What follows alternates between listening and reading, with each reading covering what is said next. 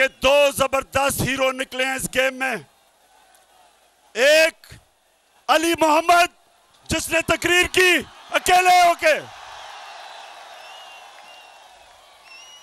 ये मुझे अली मोहम्मद तुम्हारे पे फख्र हुआ, क्योंकि मैं चाहता हूं कि मेरी टीम में दिलेर लोग हो, एक अकेला खड़ा होकर इन चोरों का मुकाबला करे। और दूसरा hero Qasim Suri, deputy speaker Qasim Suri, मैं अपने जजेस से पूछता हूं कि क्या कासिम सूरी ने ठीक नहीं कहा था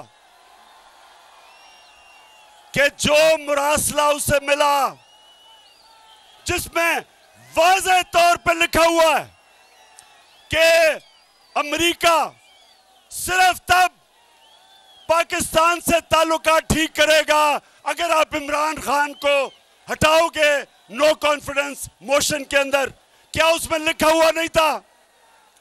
और क्या उसमें यह नहीं कहा था कि अगर इमरान खान को हटा दो तो ये जो शहबाज शरीफ अचकन कड़ा पहन के इंतजार कर रहा था, कहते सब माफ कर दिया जाएगा। ओ अमेरिकनों, हमें तुम्हारी माफी की जरूरत नहीं है। तुम हो कौन या हमें माफ करोगे? तुम्हें आदत पड़ी हुई है इन गुलामों की, ये शरीफों की, ये जरदारियों की। सब्सक्राइब करें और बेल दबाएं ताकि कोई खबर रह न जाए।